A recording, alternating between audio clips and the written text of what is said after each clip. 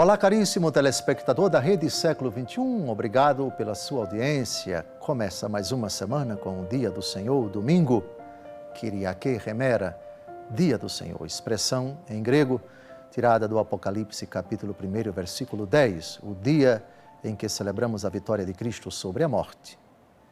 E pela 16ª vez, o programa Luz da Vida retoma, abordando de forma aprofundada o primeiro dos 4 novíssimos. Os novíssimos são as últimas realidades da aventura humana: morte, juízo, inferno e paraíso. Este programa que tem por finalidade retomar verdades esquecidas em muitos ambientes católicos, que já não falam da morte, muito menos do juízo, nem do inferno e nem do paraíso, mas são realidades óbvias que integram o último artigo do nosso credo: creio na vida eterna. Pela 16ª vez, como eu disse, porque é um assunto bem complexo e bem misterioso e bem amplo e que precisa de uma abordagem bem meticulosa, bem mastigada, digamos assim, para que não pare alguma dúvida sobre essa realidade, ao mesmo tempo assombrosa, assustadora, que levou Jesus a se angustiar quando chegou a sua hora. Jesus se apavorou diante do mistério da morte, mas sempre na obediência ao Pai.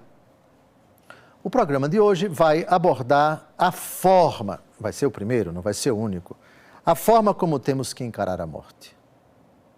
Sim, com susto, sem dúvida, porque Jesus se assustou, com espanto, porque Jesus se espantou, com pavor, porque Jesus se apavorou a ponto de suar sangue, mas também com confiança, com serenidade, com alegria, com o desejo de estar com o Pai.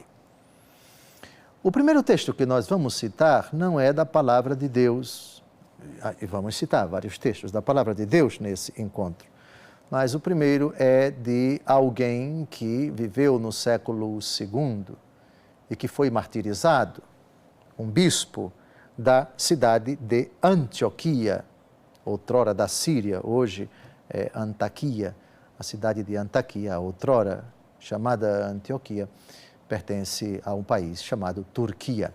Mas a Antioquia da Síria, do mundo bíblico do Novo Testamento, Santo Inácio de Antioquia foi bispo daquela cidade. E perseguido por causa do nome de Cristo, fez o seu translado, foi levado na marra, prisioneiro, para a cidade de Roma. E enquanto ele se deslocava, ele escreveu 7 cartas. Uma delas para diferentes comunidades da igreja, sobretudo na Ásia Menor, mas também na Península Itálica, que é o caso, a carta que ele escreveu aos romanos. É um verdadeiro testemunho espiritual desse grande mártir. É um legado belíssimo que ele deixa de fidelidade, de confiança, de desejo do martírio, de vontade de morrer, não por causa da morte enquanto tal, mas como condição de possibilidade para estar com Cristo. São palavras comoventes, dentre as quais palavras que ele escreve para os diferentes destinatários, são 7 igrejas, em que ele pede a caridade de ninguém tentar dissuadi-lo do propósito de morrer por causa de Cristo. Ele faz questão, ele anela, ele deseja, ele não vê a hora de chegar em Roma para ser martirizado. É uma espiritualidade belíssima. E o texto que eu escolhi da carta de Santo Inácio de Antioquia aos Romanos, ela se encontra no capítulo 5 desta carta, um testemunho muito bonito, que é um exemplo para nós. Aliás, a espiritualidade dos mártires busca sofregamente a morte. Não fugir desta hora extrema. E máxime, se a minha morte for causada, for provocada, for consequência da minha fidelidade a Cristo, da minha obediência a Cristo, que ela venha. E venha logo. e eu não somente a desejo, mas não a evito, e encarecidamente peço a quem me ama que não tente me convencer do propósito contrário. Vocês lembram a primeira vez que Jesus chamou um papa de Satanás? São Pedro tentou dissuadir Nosso Senhor da possibilidade de ele morrer. Não, Senhor, Deus não permitirá que isso te aconteça. Afasta-te de mim, Satanás. Teus pensamentos não são de Deus, mas dos homens. São Pedro, cheio de boa vontade, tentou tirar do coração de Jesus o propósito de abraçar a sua cruz, o propósito de morrer na obediência ao Pai. Então, escutemos agora uma das páginas mais bonitas da patrística dos padres da Igreja, Santo Inácio de Antioquia, bispo, que está sendo levado prisioneiro para Roma, onde vai acabar morrendo.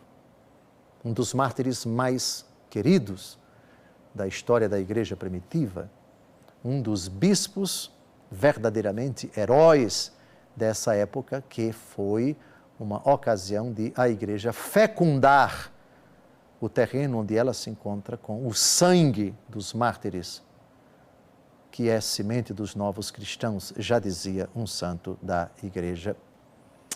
Leiamos, portanto, carta de Santo Inácio de Antioquia aos Romanos, capítulo 5. O príncipe deste século quer arrebatar-me e perverter o pensamento voltado para Deus. Ninguém dos presentes queira auxiliá-lo. Passai antes para o meu lado, isto é, para o de Deus. Não tenhais a Jesus Cristo na boca para irdes desejar o mundo. Não habite inveja em vosso meio. Nem que eu, em pessoa, vos implorasse, não deveríeis obedecer-me. Obedecei antes ao que vos escrevo, pois eu o faço como alguém que vive e anela morrer. Meu amor está crucificado e não há em mim fogo para amar a matéria. Pelo contrário, água viva murmurando dentro de mim, falando-me ao interior, vamos ao Pai. Não me agradam comida passageira, nem prazeres desta vida. Quero pão de Deus, que é carne de Jesus Cristo, da descendência de Davi, e como bebida quero o sangue dele, que é amor incorruptível. É muito bonito. Santo Inácio aqui se define como alguém que deseja morrer, alguém que vive e anela morrer. Ele não amaldiçoa a vida. Ele não diz aqui em nenhum momento que deseja morrer porque a vida terrena perdeu o sentido. Claro que não.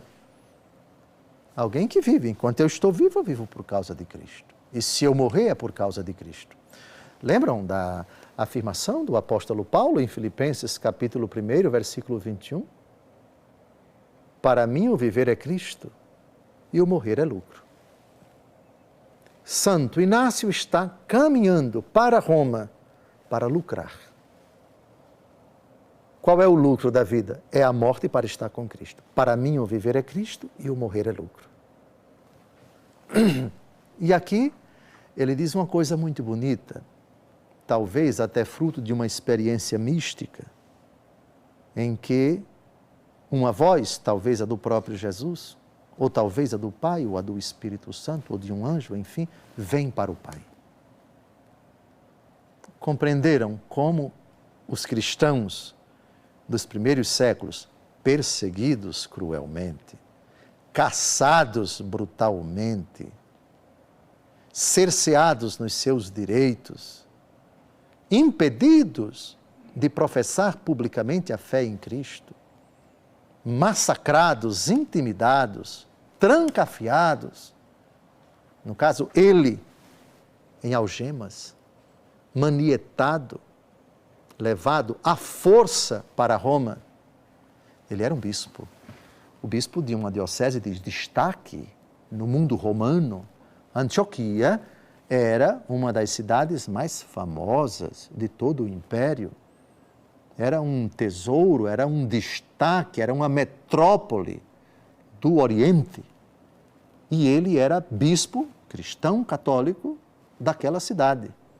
E por causa da sua fé em Jesus foi denunciado, foi preso, instado a renunciar à fé em Cristo, coisa que ele não fez, e então foi conduzido a Roma, onde acabou morrendo. E aqui ele enfrenta essa dificuldade com muita serenidade. Peço a vocês que não me impeçam, não tentem me dissuadir, vocês que me amam. Ele vai dizer, disse isso nesta carta e também aos cristãos de outras cidades do Império. Ele escreve 7 cartas. Enfrentar a morte por causa de Cristo, enfrentar o martírio, ou melhor, vamos trocar o verbo enfrentar por abraçar esse anelo, esse desejo, desejar morrer. Não é um desejo suicida, é o desejo de se imolar, ser trigo triturado de Cristo, ou para Cristo, trigo de Deus, pão amassado, imolado, sacrificado, ofertado, o derramamento do seu sangue como dádiva, como oferenda, como oblação agradável a Cristo, até ao extremo. Ninguém tem maior amor do que dar a vida pelos seus amigos. Atenção, cuidado, porque a espiritualidade do martírio não acabou. Papa Francisco me disse pessoalmente aos bispos do Regional Centro-Oeste, em visita ad limina, no mês de fevereiro desse ano de 2020, que estamos vivendo um período de maior número de mártires de toda a história da Igreja. Mais do que nunca, atualmente, os cristãos estão sendo imolados, sacrificados, perseguidos, mortos por causa da sua fidelidade a Cristo. Enfrentar a morte, portanto, a exemplo dos mártires. Eis uma grande lição do encontro de hoje. Teríamos muitos mártires que escreveram, que deixaram seu belo testemunho, mas o tempo não nos permite. Escolhemos somente Santo Inácio de Antioquia, que anela, que busca, que deseja ardentemente morrer por causa de Cristo. No próximo domingo, no próximo bloco, retomaremos esse argumento.